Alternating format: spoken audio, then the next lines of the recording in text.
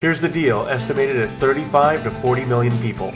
The Kurds comprise one of the largest ethnic groups in the world without a separate country.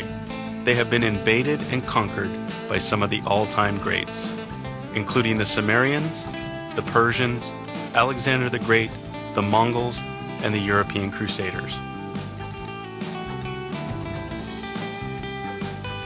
But they were largely autonomous until the 7th century AD, when they were invaded and conquered by the Ottoman Empire, and despite many uprisings and revolts, they remained a part of the Ottoman Empire until its collapse at the end of the First World War.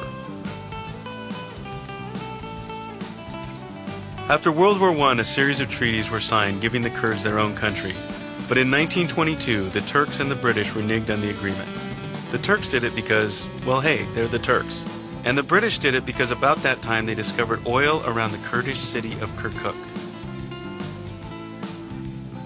At that point, the British decided to take 3 different groups living in the region: the Kurds in the north, the Sunni Arabs in the west, and the Shia Arabs in the south, and declare them a country. This is how Iraq came to be. Meanwhile, the rest of the Kurds were split up between 3 other countries: Turkey, Iran, and Syria.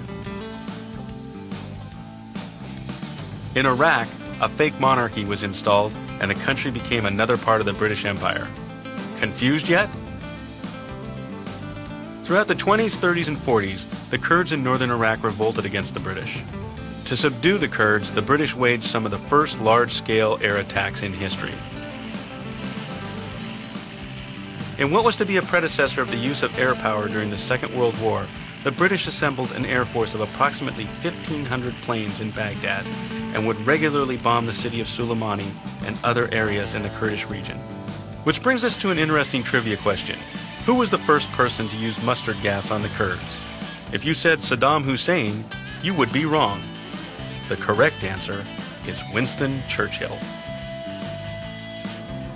In 1958, the monarchy was overthrown and the British were kicked out of the country. Unfortunately, the Kurds were still not granted autonomy.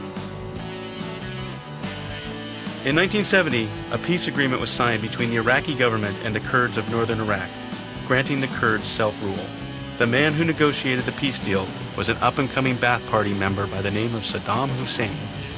Yes, that's Saddam Hussein. In 1974, the KDP attacked Iraqi troops after the government refused to give them control of the province of Kirkuk, which was traditionally Kurdish territory.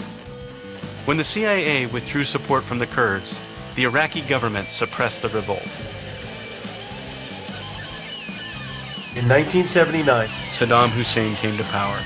In 1988, he retaliated against the Kurds for supporting Iran during the Iran-Iraq War, slaughtering thousands of civilians and uprooting 1.5 million people from their homes.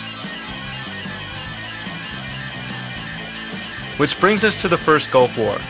In 1991, the first George Bush asked the Shias in the south and the Kurds in the north to rise up against Saddam. They did, but when they were not supported by the West, Hussein's troops slaughtered hundreds of thousands of people. Shortly after, the no-fly zones were put into effect, and Saddam's troops pulled out of the Kurdish region in the north, leaving the Kurds to set up their own government. Which they did. The 2 parties that were in power, the PUK, or the Patriotic Union of Kurdistan, and the KDP, the Kurdish Democratic Party, held elections, and everything was fine until 1994, when the 2 parties began fighting. The fighting continued until 1996, when the 2 parties declared a ceasefire.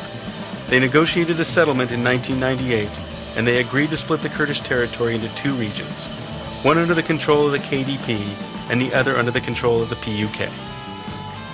This continued until 2003, when the United States launched an attack against Saddam Hussein and removed him from power. Which brings us all the way up to today.